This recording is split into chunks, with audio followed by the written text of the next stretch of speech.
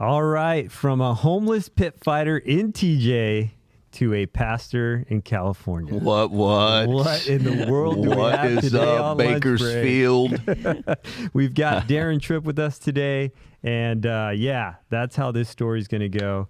Should be pretty interesting. Very I know interesting. him as a very interesting person at church, so I know this is going to be an awesome podcast. You're going to hear another side. Yeah.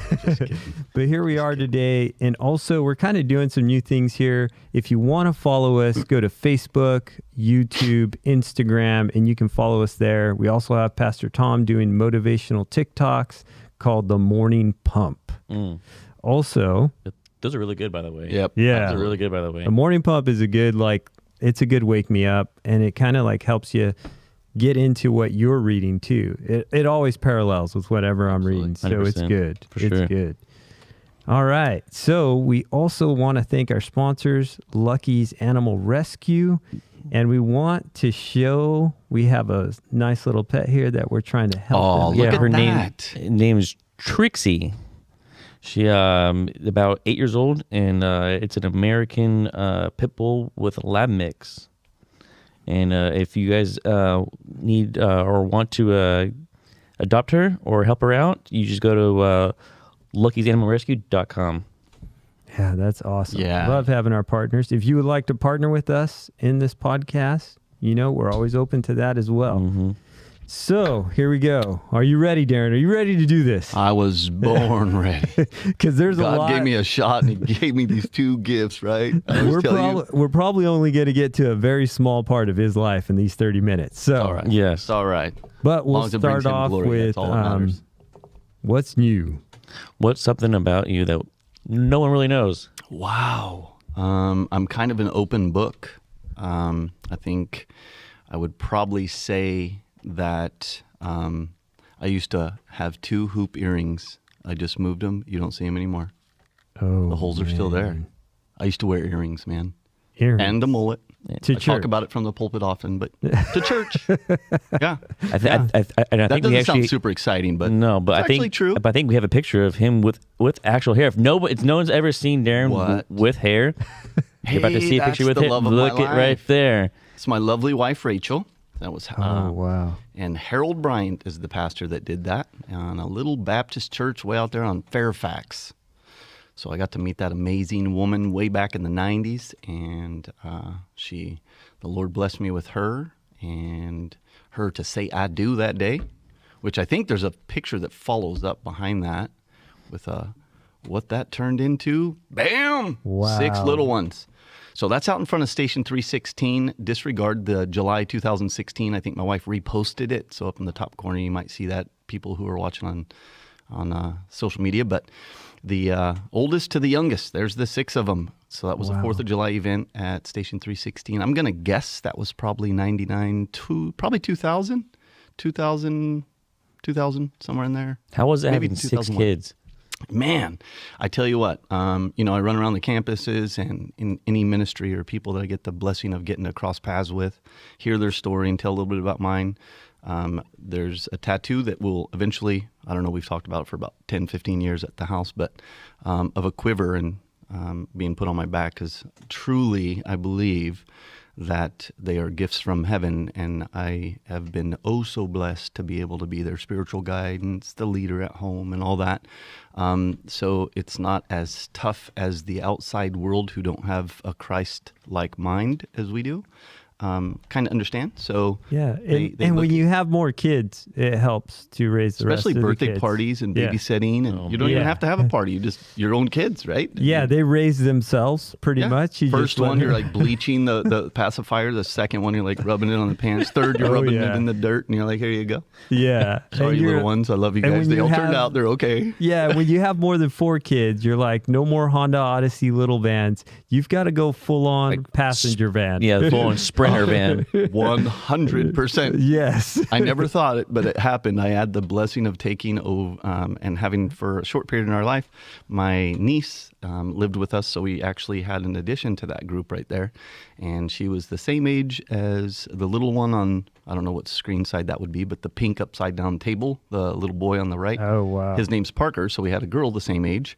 of my niece cool. Brittany. So we raised her for a good handful of her life. But long story short, she is, never mind. Go ahead. Yeah. All right. That's good. That's good. Yeah. What else we got? Hey, I think you got some Go to the photos next picture? they said.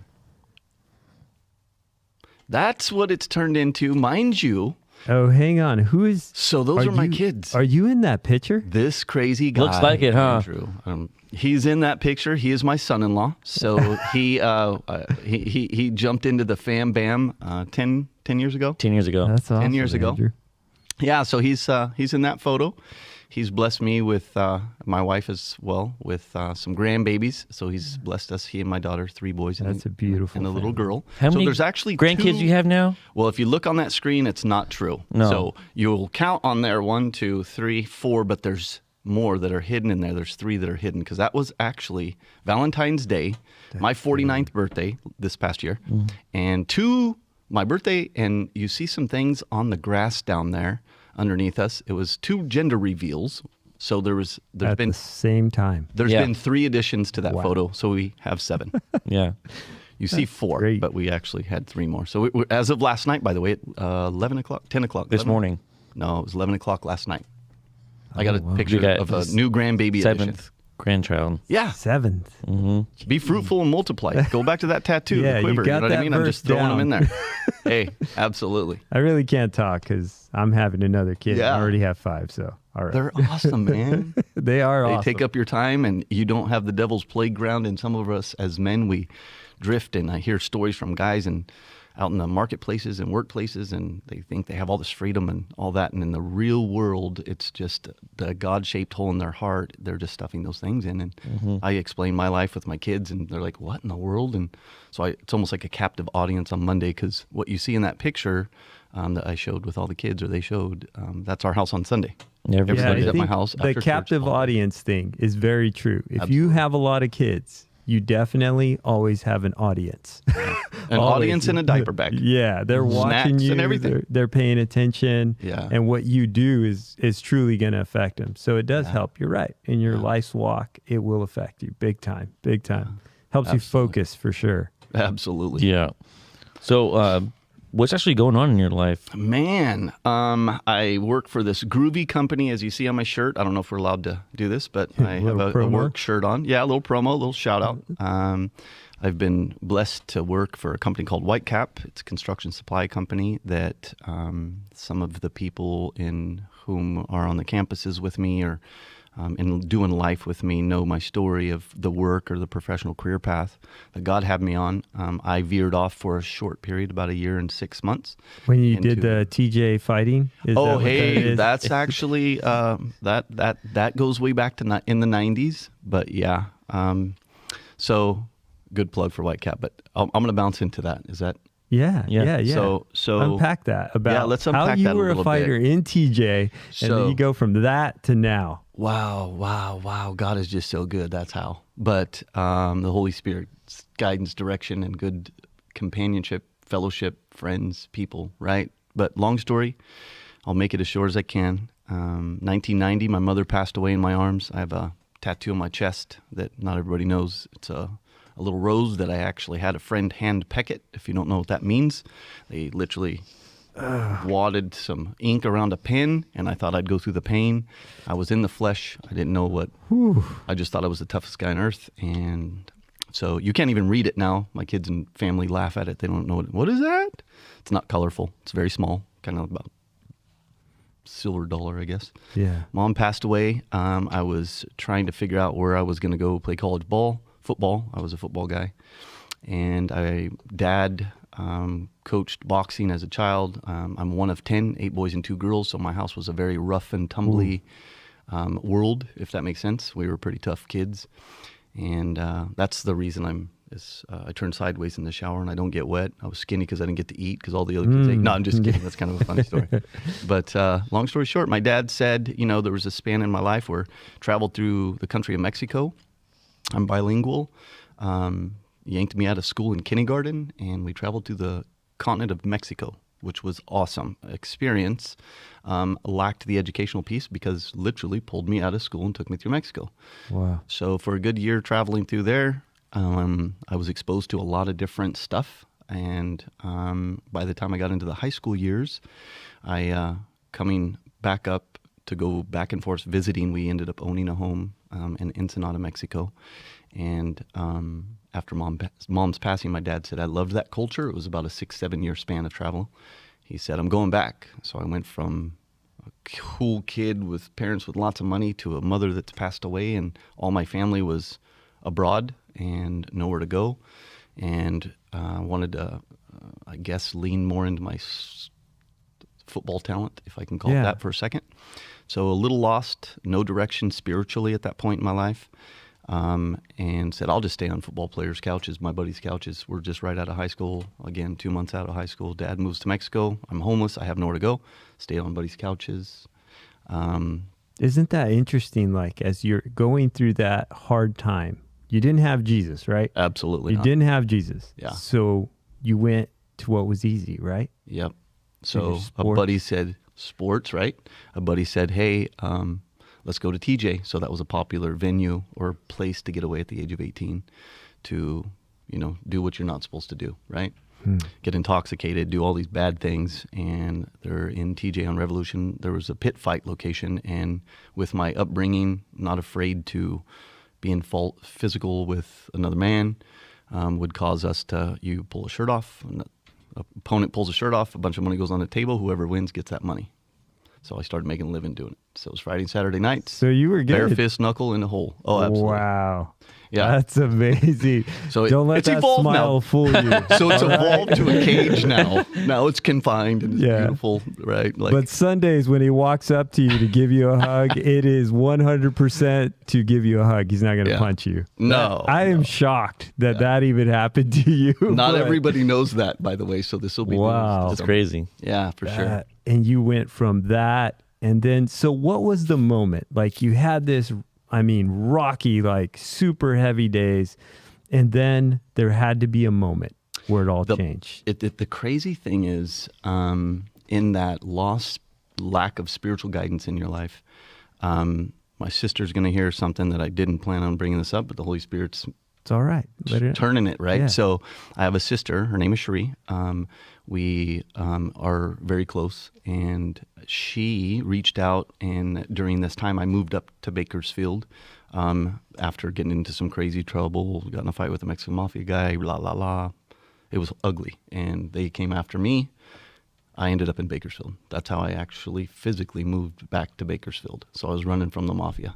So I got to Bakersfield, worked with my brother, and my sister said, hey, man, I went to church. This thing is cool, got saved. I didn't know what that meant. I was like, wow, this is cool, but I was living kind of on her couch. So she's married with kids. Fast forward story, still dabbling in sin and doing all this stuff that I was doing and living in the flesh, and ended up, fast forward the story, really, to Valley Bible Fellowship. My wife and I were together, and at some point my wife said, man, she had a passion for Christ at a young age. It was birthed in her. It was bred in her. So your wife is part of that story. Oh, absolutely. She's 100%. a major part of my story, for sure. So Wow. she said, I fell in love with you the minute you said that you loved God. And I said I loved God, but it was lip service, right? Christianese, we call it. Yeah. And really, I walked onto the campus, and it was under construction. This is 24 years ago. So the main sanctuary used to be where the office is, and the youth are now, and it's a big play basketball court and all that stuff. But I walked in, and I'll be transparent, hung over with a big chew of tobacco on my lip, holding my wife's hand, and I walked in, and I always wanted to sit next to the sound booth, which, by the way, I'm going to give you guys a shout out. I'm pointing over to all the tech and all the amazing people that are here with us. Awesome guys. Because these guys rock. But long story short, I rolled in, and there's always 2 seats on the left and 2 seats on the right, and I always wanted to sit in those two because I didn't want to rub elbows with people that were soft in this Christianese and Christian world thing that I didn't know what was. And I think like everybody has that moment when they go into a church and you know what you're looking for. And like I said before the show, like you could walk into a church and look for what's wrong. You could walk in there, look for the bad, for the ugly, or because you will find bad, you will find ugly, you will find mean. That's everywhere. That's everywhere. Yeah. But if you go into a church and you look for the good Yeah. for the agape love, the gnosko Amen. love of God, you'll find it. It's Yep. there. Yep. It's right there. Those loving, caring people are there I if tell you're you what, looking for them. You're totally right. And that smorgasbord of food, referring to like love and all the fruits of the Spirit, I like to say a hospital. Everybody says this Christianese things, but it's a hospital for the broken. It's if you come to church and you're not feeling fed, then you weren't hungry enough. Oh, man. Because if it's spiritually led from that pulpit, which this church, Valley Bible Fellowship, if I can throw that plug in there about that too, Yeah. they have fed my family, my soul. I've had family members enter the kingdom of heaven because of their salvation. Seeds were planted there. As I sat in that chair and listened to kind of an ornery guy by the name of Ron Vietti, I thought back then, he comes out on the pulpit and I'm like, we're just testing out a church, by the way. So my wife and I are sitting there and he's just getting down. He's a man's man. And I'm like, wait, what? I'm going to say this was in the 90s. And I said, yeah. I love that dude. Like this guy, he's like real. And I've never seen that. I'd been to, without mentioning other denominational churches that were just so methodical and so reverent. And I was like, that's just not me. You know what I mean? So long story short, walked out of there like, hey, let's do this again. Let's do this again. So we hit it a few times. And next thing you know, we're like getting saved and went to a revival thing. And we end up over at, so they're doing baptisms and at Canyon Hills, by the way. So we run over there. My wife gets baptized and like it starts. So and I don't even know what year that was. I'm going to say it was. So you went in, something. met your wife, you guys get married, get saved, all that happens. Yeah. And now you're in the ministry. I think we have a picture too of when you're in the ministry. Like, I think there's some at the last photo I think I sent in. So I've been blessed. So I'm gonna unpack something real quick. I mentioned that. So that's the top portion of that photo. It's a split photo. Some of those faces you guys will recognize. Looks like majority of them are Northwest Campus guys. There's East on there as well. But so that was one of my Bible study groups that I got to unpack life with. And That was your first one that you started? no. Okay. I've had a good handful of Bible studies. That was when we birthed this Northwest Campus, so we needed to place a Bible study. That's Actually, Jim awesome. Cruz and I started that one.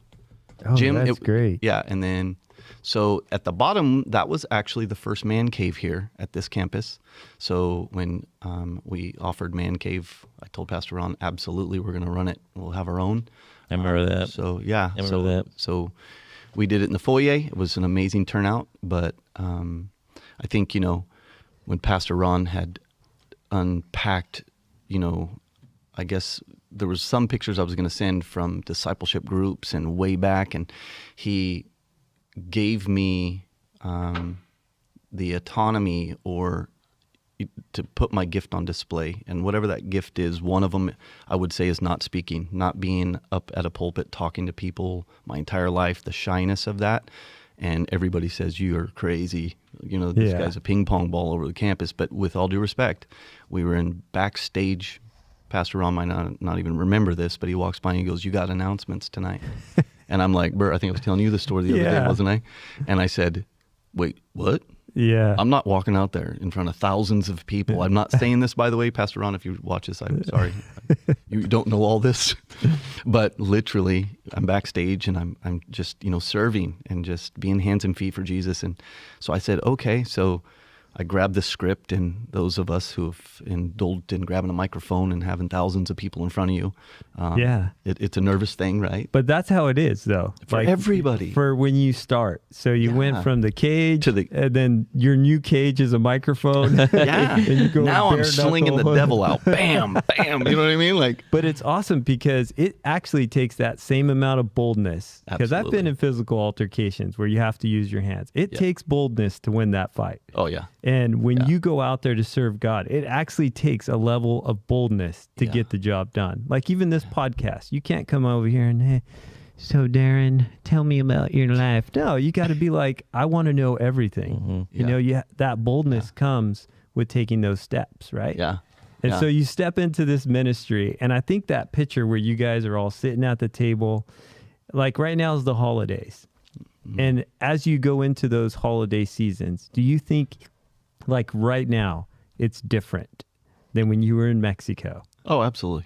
Like what's the biggest difference from Mexico to ministry now and holidays? I would say the gift that just keeps on giving is Christ in our life that I didn't know back then, and now I do. Before taking life for granted in every aspect of the life and just living in that moment. Now today it's like, hey, we said it, you said, we were talking backstage, and I think I said, how was your day? And you said, you got up. And I said, that's awesome. Right? Yeah. Because literally we got up. Less fortunate aren't opening their eyes with a second chance at life. Right. Today. I ask the Lord every night with my wife in prayer that we just give me let me sin one less time today. Give me one more opportunity to put you on display. I don't know what that looks like.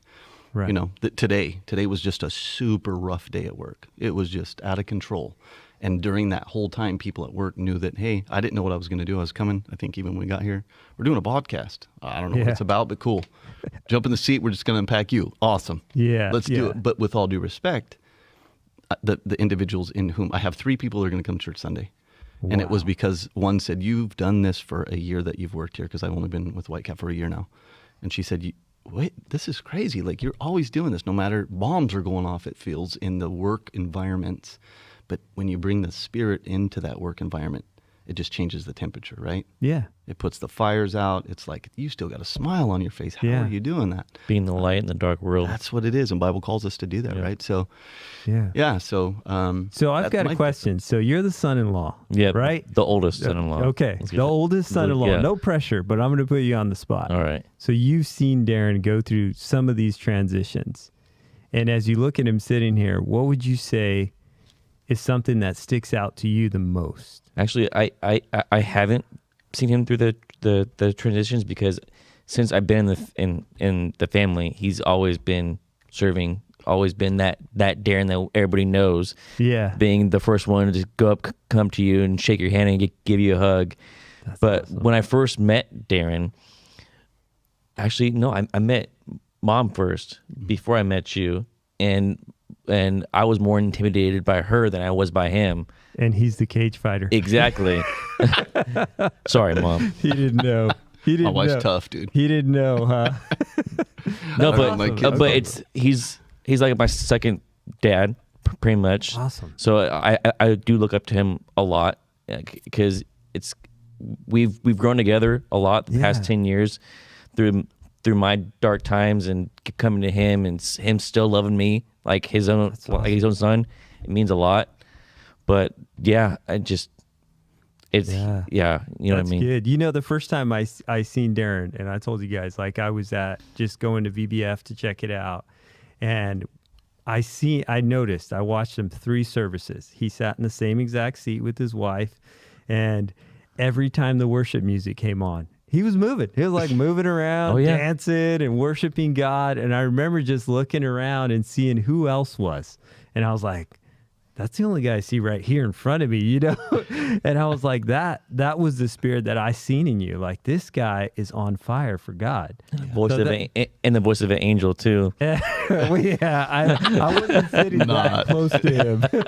I doubt he had the voice of an angel. I know. We talked about that. Yeah, we talked about that already. No voice of an angel there. Oh, that's great. Well, that's cool. What other pictures do we got about your life? Because I think we got some. Wow, so that one right there, it takes a little bit to stare at, because there's some characters in there. Those are the grandkids, but there has been, again, I'll mention, a new addition with another boy. Yes. Actually 2, yeah, now that I look.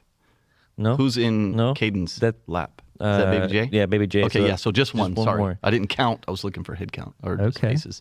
So yeah, this guy's got a whole bunch of boys, and then now I've got... mine is the Raiders, the far right, the dinosaur, and the baby in the back. Back with the red. On the right. Red bow in her. Yeah, the red bow. Oh, that's good. Those are my 4. So I've had the amazing blessing of being able to, one, baptize all the kids. I've done all baby dedications on every one of the babies. All because of Christ, right? And that legacy that we live and we leave for our kids, right? So, you know, there's a story I didn't plan on telling either, but so his wife went through a trying time. I think you guys had either just got married or. Oh, I remember this. Yeah. And Brian and I, one of my lifelong buddies, were sitting on the couch, and she was her. The world's gonna throw a bunch of stuff at us, and she was being persecuted at work for something that she had not done. And it broke her heart because she's got a servant's heart, and she was not calloused quite yet enough from the enemy's attacking her. So she comes running in the door, correct me if I'm wrong. She slides across my carpet and just was begging for prayer. And she's an adult woman, and she just laid her head in my lap, and I just laid my hands on her and started praying over her. That moment in your life when you have that intimacy of the connection with Christ and his gift that he gave you is asking for you to intervene and, intercede and pray for me. That it's just a moving experience, Yeah, right? and that's powerful that he would do that, come to you. And that was a witness to the best friend who I still, witnessing to, right? So, yeah. But yeah, that's powerful. He just said after they got up, we spoke for a long time, and walked through what I thought the action plan should be. And they left, and my buddies looked at me like, I've known you. We played football together in 8th grade. You know what I mean? Like, this is crazy. Your family believes like you. Like, this is, and I'm like, absolutely. Yeah. Like, absolutely. So, anyways, she didn't realize, but that's a testimony. Yeah, and that's like the best part about being a dad, serving God, is when your kid does it. Oh, dude. Absolutely. Like, you could get a million people to serve, introduce them to God. They serve God. But when your kid does it, that's it. Yeah. Like, your kid's doing it. I mean, that had to be a moment. I don't know. Sure. Valerie, are you paying attention? No. Hey, she said just do it. That means get involved, man. Yeah, that's I think awesome. we have I think a couple more some hobby pictures. stuff. Let's I just want to take away, but what do we got? Any of them? Oh, man. So from running from the cops to training canine units. So that's literal. Wow. I had a passion during a short period of my prior to taking off and being crazy. I lived at home with my parents in San Diego before my mom's passing, and we needed some watchdogs. So I got involved because I was an athlete, and with getting in training canine units was just an off football season hobby for me. And it was North County Canine down in San Diego. And it evolved to me being a training director. That one on the left where I'm running with, it looks like, not the jumping one. That was the #1 Doberman in the world at that time. They brought her over from Germany for me to work and for the national championships. The one on the right was a dog that had issues with its biting, not to get into detail, but it was called shallow gripping, and I was known for my vertical leap. So I would jump up and the dog would engage in the bite. So you were known for your vertical leap or the dog's? Mine. Oh, because I got hops. You got hops too. Got hops. Yeah. Wow. So that was That's pretty cool. I was a Rottweiler guy, and that was at a training field where I had multiple groups of dog training and showing. And you show competed. Dogs too, right? Yeah. You don't just I think we got a picture of his show dog. So that's my big boy currently. His name is Bullstock's Holy King moly. Crimson. He's a champion, and that's the picture that warrants the top left. Something unique. I think it was Pastor Tom. I don't know who we were talking to. Maybe it was somebody else. We were out in the foyer here at the Northwest campus, and we were discussing bringing Christ into everything. And I think we were even prepping for men's retreat, possibly. Mike, myself, Mike Harvey referring to, Kyle Lawson, and who else? Tom Hollenbeck. We were getting ready to go speak at the men's retreat. So all of us as men had a segment that we were going to do, and we were talking about bringing Christ into your personal life and your professional life. And I spoke up and said, I actually bring him into the dog show world. And it's crazy because he can attest to this. He also has a bull mastiff. He has my dog's full brother. And the individuals in whom were our circle, all of a sudden, it's this Christian outbreak, it seems. I'm praying over my dog. Before the show. Absolutely. That's Before the dog enters the ring. totally cheating. Yeah, absolutely. Hey, bro, I'm bringing the creator who created. You know what I mean? Like, come on, somebody. That's cool, though. So I'm touching the dog from the head to the tail, and I'm just praying over my dog and just have a good time. And That's good. Because there's so many different things from this world, and the edification of just winning the show. I don't want to focus on that. I want to focus on having a good time, not the financial burden and all this stuff that people are like, how many more times are you going to do this? Because there is a burden there. So that warrants, I'm in the suit on the, or I'm the one ending up on the top left. I'm handling, not the other pictures at the top right are a bunch of handlers. Well, that's They're great good. people, but have a good time with him. I bred him, or he bred. So why don't you like chihuahuas? Yeah, next question. So there's the there's the little breeds. You don't have to answer that question, but so the next photo is going to be my wife and I, because now with those 6 children, they do this crazy thing. They grow up and you become an empty nester. So my wife went empty nestist and bought 2 Frenchies, which you see there. Those are her 2 little pride and joys, and my big old crazy guy sitting there for a picture. Wow. But that's awesome. Yeah. Well, I want to give a shout out to our technical engineer, Valerie Monge, and the co-host, Andrew. And I also want to give a shout out to Nathan Tweed, our technical director. He's right over there. Dude, that group, you guys rock. Hi. Know this. And right? Elmo MLH Productions, Mike Harvey for marketing and distributing of this material. And also our creative consultant, Tessa, Touchstone, and Taylor. So Touchstone, and that's awesome. If you had one thing, because we're kind of really close on time, if you had one thing you want to leave our audience with, what would that be? Man, I would probably say, that's a setup question, by the way, because they didn't tell me this, right? So if I had one thing to say, I'm pondering this, just show up. There's, we all have the same disease running through these blood veins, and it's called SIN. But the creator of the universe is the one that's going to heal you, restore you, cleanse you, fix you. But I always told my wife when we first got saved, and I was witnessing to somebody out in front of Walmart, and I said, the guy said, but I'm just not worthy. And I said, none of us are. I'm not worthy either. But he thought it was so great that he sent his son to die on a cross for me. But listen, would I want to go hire a housekeeper before I brought, would I want to clean the house before I hired a housekeeper? Yeah. Meanings that Christ is, just bring him in, just show up, give it a shot. That's awesome. Go and get spiritually fed from somewhere. And that's great. Well, thank you guys for watching. And we love you. We'll see you at the next lunch break. Bye, guys. Bye.